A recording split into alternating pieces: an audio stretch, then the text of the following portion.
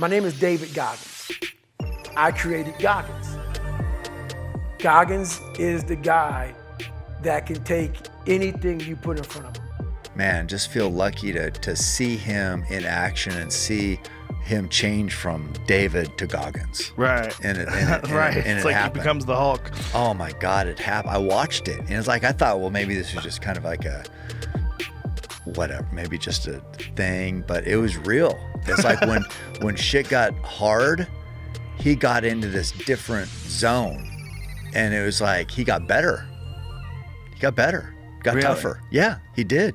When he gets to Goggins, dude, look out. It's like it's a different person that's unstoppable. Unstoppable.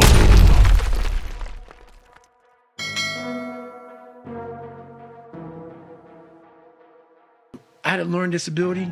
I was stuttering. I was battling so much shit that I never even told my mom about.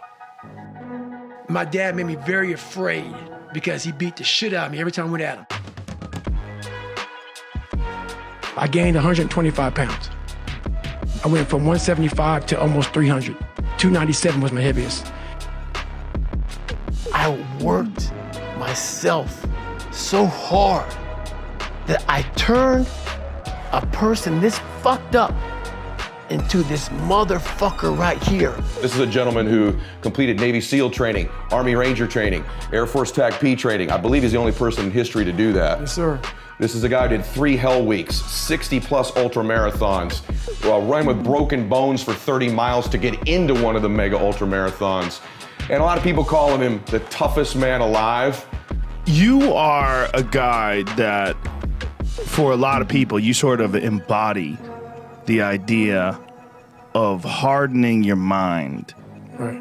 and figuring out a way to do things that most people think are impossible. Right. You've sort of become that guy over your life, and you've become that guy for a lot of people, including me, online. We've talked about you on the podcast a ton of times. Right. So having you in here has been it's very exciting to me. I appreciate that. Thank you. How'd you become that guy? In that dark room is who you are. But in that dark room is where you have to create another human being that walks out of that dark room to face who you are. That's the only way you're gonna get over all those things. You have to create someone else. Hello and welcome back to the Unstuck and Unstoppable channel, where we're focused on providing actionable, step-by-step self-improvement tips. In today's video, we'll look at 6 steps you can take today to unlock your inner Goggins. Watch to the very end for a special bonus tip.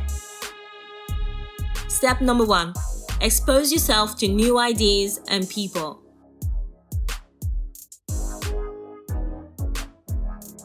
It started off with the Rocky and Rambo movies. Right. You know, those were kind of like my fathers when I was coming up. But then when I finally met this guy named Scott Guerin, this guy that fell off it, you know, he had a parachute accident. A guy crashed through his parachute and he fell 13,000 feet, pretty much to his death because his parachute collapsed and he fell 120 miles an hour to the ground. I mean, that picture in the book. It's disgusting, yeah. Right? And so he hit the ground, and I met him a couple years later at this CAP, Civil Air Patrol camp. And I'm sitting there, and no kid was like amazed by him. You know, they're like, okay, this is a great story. I'm a kid, let's go. I'm sitting, he comes out, and I was amazed by Rambo. Like at a young guy, like, oh my God, this is the real Rambo. I started following this guy, but he didn't know I was following him. So for a week long, he did push-ups and flutter kicks and all. I was like, man, that is the real Rambo. And then this guy was in my mind. We had zero money, man. I went on a $500 phone bill. And back then, dude, and having no money, my mom wanted to kill me. I was in search of Scott Guerin. Yeah, no Google, no internet. Google, no nothing. You're just randomly calling up bases? Air Force bases, man. Calling up Air Force bases, man. Hey, you know what Scott Guerin? What do you mean? I'm like, who's Scott Guerin? I'm like, he's a pararescueman. A what? Because, you know, a pararescueman, you know, there's not a lot of them. So I started getting, okay, there's a PJ base here, a pararescue base here. So I started tracking down pararescue bases. Finally, Key West, Florida. He's a scuba instructor down there in Key West, Florida. I leave a message. He calls back, gets a hold of my mom. I'm like, I cannot believe this guy called me back. My first question to him was, hey man, can I come stay with you for a week? He's like, who the fuck are you, man? He didn't know who the fuck I was. The guy let me come stay with him for a week. To reveal your inner badass, you have to get within proximity of people doing better than you at whatever you want to achieve. Add people to your circle who are functioning at a higher level than you are in the areas that you want to improve in. So for example, if your goal is to lose weight, get healthy, then seek out the company of those people who already have success in that area. What changed, I watched this Discovery Channel show, Class 224. I was watching these guys going through Hell Week. And these guys are ringing the bell, quitting, dropping their helmet down, rolling out. A lot of guys just leaving. And it made me reflect on my fears, my insecurities. And I saw real men, what I thought were real men who were staying, who were overcoming adversity, who were overcoming all these different things that I had blamed so many fucking people in my life, my dad, my mom for not being there, my learning disability, my skin color.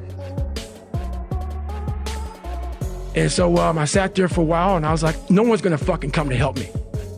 No one's gonna fucking come to help me. It's fucking me against me, period.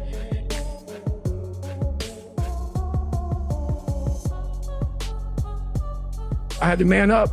And I said, the first thing I gotta start doing is facing every fucking fear I have.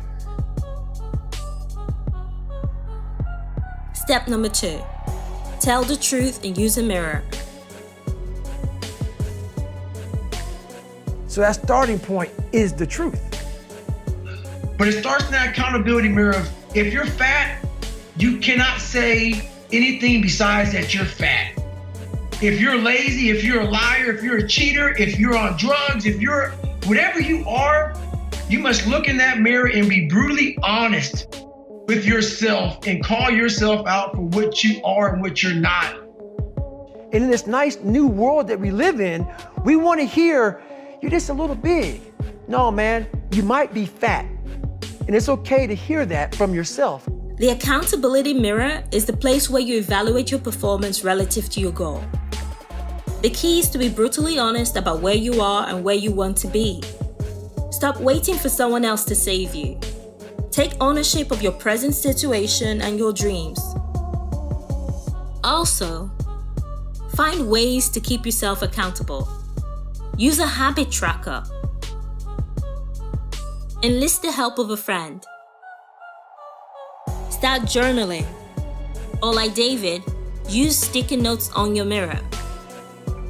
The aim is to keep track of your progress and to gain clarity. In the beginning of his transformation, David Goggins placed sticky notes on his mirror that represented the changes he wanted to make in his life, and he revisited those goals every single day. So in that accountability mirror, I call it, I got real with myself. I said, you have a third grade reading level, which is hard to admit when you're a junior in high school that you copied on every single thing you did because of fear they're gonna put me in a special school. We all know what special means. I'm gonna have a title on myself the rest of my life. And being cool, you don't have a title on yourself. So I started cheating. I was dumb. And people say, oh, you know, you have a learning disability. I had a learning disability, but I realized I was lazy. So I called myself out there. I called myself out every which way possible. I didn't call myself out, I was just honest. I was honest. Look at yourself, man. Look at yourself. And it was that day, and a couple other days after that, I just got real with myself. And every day I came home, I called the accountability mirror. What am I gonna do today to change what I see in this mirror? Step number 3, practice visualization.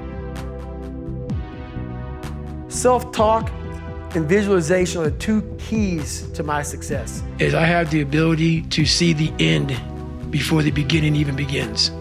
I can see it right now.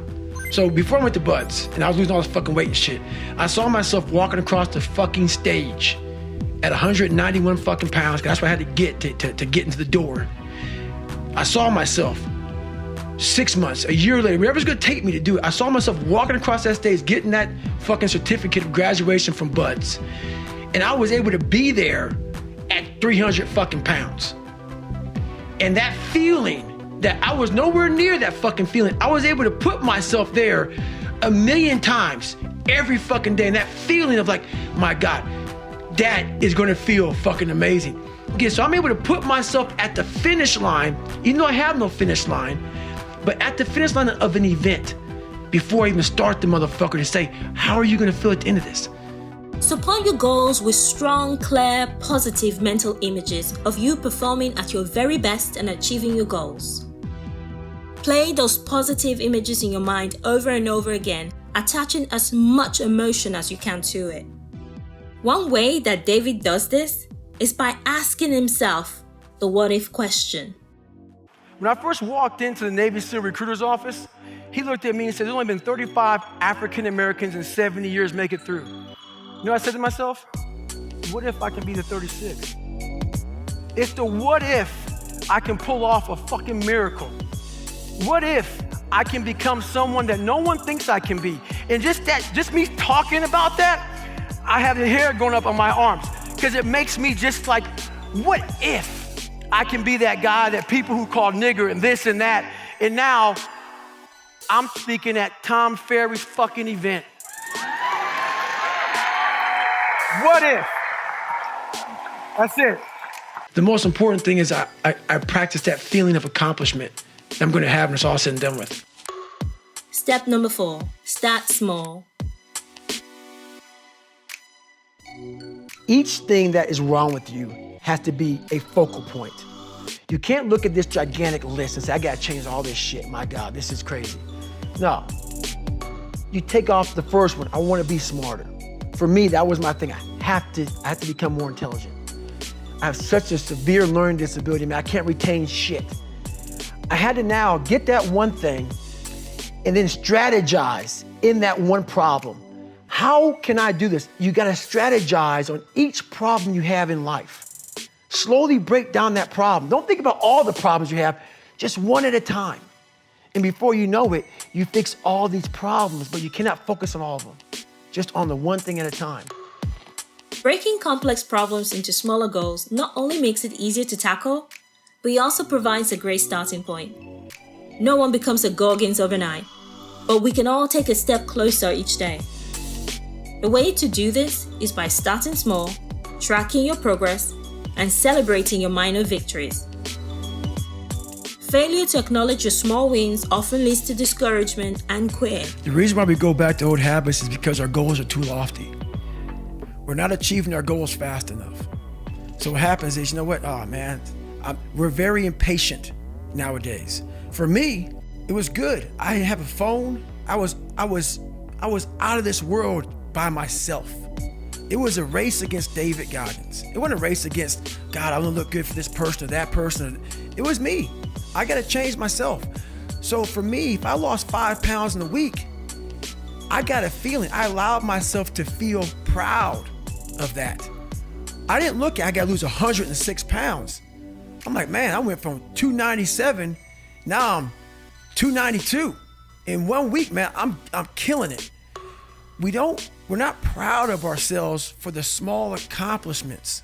What we need is this monstrosity of the thing to happen and say, I did it. Nah, there's a process that you have to go through, and patience is the process. And if we don't have patience, after a week, I haven't lost 30 pounds, man, I'm done. I'm over it. So that's what I found out with people, man. They're not patient enough to realize and to enjoy the moment. Not live in it, just enjoy it. There's no finish line in life, but enjoy that moment. Roger that, man, I lost 5. Let me go 10 next week. So that's the whole thing about it. That's how people lose it. Step 5, self-talk. Self-talk, for me, has been the biggest thing in my life. A lot of us have a dialogue that is crap. It's a crappy dialogue. What we're telling ourselves is what we see on TV, is what we see on Instagram, is what we see on Facebook. All day long, we are feeding ourselves the wrong self-talk. It's negative self-talk. You have to get all of the noise of all the crap of the world out of your head. Get all the static out before you can even have a real conversation with yourself. You have to create a positive dialogue. So all day long, I'm putting the positive self-talk in my subconscious. I'm making sure that I'm walking around all day long giving myself the proper fuel to attack the world. That's why I work out hard every day. Positive self-talk in this context is not really just about saying nice things to yourself. It's about stacking up a massive backlog of actions that reinforces your personal value and ability. You activate positive self-talk by doing hard things, stepping outside your comfort zone, and by suffering. You have to back up your positive affirmations with massive action in the right direction, so that when you say, "I'm a badass," there's real substance to it. You've built a strong foundation to face your day. The first thing in the morning what I do is I clean my room, I clean my house, I go for a run, I work out. I want to win the war in the morning. Because the second I leave my house, the second you look at your phone, the second you turn the TV on, you're in a battle. All this negativity is coming at you. But if you're able to fuel yourself in the morning, win the war in the morning, so you have the strength to face what you're gonna face in the world. The world's gonna come at you with lefts and rights. You have to have the right kind of mentality. And that starts by not hitting the snooze button. It starts by waking up. No, you don't wanna do it, but that gives you the strength because you did it. If you do it, if you do something you don't wanna do every morning, you're already giving yourself the proper self-talk. You're already giving yourself the proper dialogue to attack the people that don't like you, to attack your insecurities, to attack what the world's gonna give you. So self-talk comes from belief in yourself. If you're giving yourself self-talk, positive self-talk, but you don't believe it, it's not gonna come true. You have to put the work behind what you're saying and believe what you're saying to yourself for that self-talk to become a reality in your subconscious. Step number 6, do hard things. How you become the person you want to be is constantly facing the things that you don't want to face. We live in a world that we want to be as comfortable as we can. And we wonder why we have no growth. The reason I became 297 pounds is because that was comfortable. What was very uncomfortable was running. What was very uncomfortable was being on a diet. What was very uncomfortable was trying to face things that I didn't want to face. So I realized for me to find growth, I had to face all of these different things that made me very, very uncomfortable. It's so easy to be great nowadays because most people are weak. This is a softened generation. So if you have any mental toughness, any ability, if you have any fraction of self-discipline, the ability to not want to do it but still do it. People have a hard thing to understand. I hate to run. And what makes me so crazy, it doesn't anymore, is people go, well, why do you run if you hate it? What are you talking about? I don't want to take showers and eat either. I hate that too. That's life, man. It wasn't until I changed that mentality that I became somebody. I hated going to school, so guess what? I was dumb as shit. That's what 1 + 1 is 2. But if you can get through to doing things that you hate to do, on the other side is greatness. In failure and in suffering, all the answers are in there. All the answers to all the test questions. The test is your life. All the answers are in there. You don't have to live in suffering and pain and failure all the time. You have to learn, I need to visit it. Like people hate working out. You're only gonna visit working out maybe an hour a day. 23 other hours of the day, you're not in it. But how you become in shape is you must visit suffering, visit working out 1 hour a day. Visit suffering 1 hour a day. Visit your past failures 1 hour a day. The relationship with it is the answers are in there. Put challenges in front of yourself. When you put a challenge in front of yourself and you attack it, that's when you find inspiration. Try to be 10% better than you were last week. So if you're running 30 miles a week, run 33. If you're swimming 500 meters, swim 550. If some of you aren't doing shit, your 10% is just getting off the fucking couch. The more you walk away from accountability, the weaker you become. Find yourself in the grip of life. You can't find yourself by doing nothing. You shelter yourself from greatness when you shield yourself completely from fears, struggles, difficulty, and suffering. I was guided by something much more powerful, and I listened. And I chose the path of most resistance. Talent not required.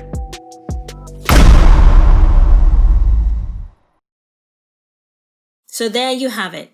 6 steps to get you started on your journey to unlock your inner Goggins. To grab a copy of David's best-selling book, Can't Hurt Me, see the link in the description box below. Lastly, if you found this content helpful, then consider sharing it with your friends. Click the like button to let us know if you want to see more David Goggins content, and subscribe. Question of the day. What is your most inspiring David Goggins quote? Let's start a conversation in the comment section below. Thanks for watching. First off, self-confident people. So how do we build self-confidence? Because that's what you believe. Okay. When I meet somebody self-confident, here's what I know about them. They've built a reputation with themselves, so they don't need to build a reputation with other people. Okay. So if you're really... What do you mean by that? They honor their own word? You got it. Yeah. The key to self-confidence is really simple. And this is absolutely... I've trained hundreds of thousands of people. I've spoken to millions of people around the world. I can tell you this. The self-confident people I know, whether they are athletes, school teachers, mechanics, parents, stay-at-home moms, you name it. They have a pattern of keeping promises they make to themselves. The groundwork of beginning to build self-confidence is to begin to keep the promises you make to you. And that's why it's important to begin to even make small promises. If you're going to get up at a certain time in the morning, not only do it, but then give yourself credit. Say, I did what I said I was going to do. If it's in your diet or your fitness, don't just eat the healthy foods. Go, I'm doing what I said I was going to do. You begin to build this reputation. If you're constantly being influenced and moved by what other people think about you, it means there's a deficiency in what you think about you. And so the key is not some, esoteric like belief system. It's a pattern of keeping the promises that you make to you. When I work with athletes, the successful athletes I work with, when they're in a slump, it's never that they can't hit a ball anymore or make a shot or swing a golf club. They've lost their self-confidence. Somewhere along the way, they've lost the ability to focus on the things they are great at and stacking those promises they make to themselves. And the way I get them to break their slump is not correcting their swing or getting them positive. It's getting them to acknowledge the small promises, showing up to batting practice early, hitting that extra bucket of balls, beginning to reward themselves for the extra promises they keep to themselves, puts them back in a state of self-confidence. All of a sudden, they're hitting the ball great again.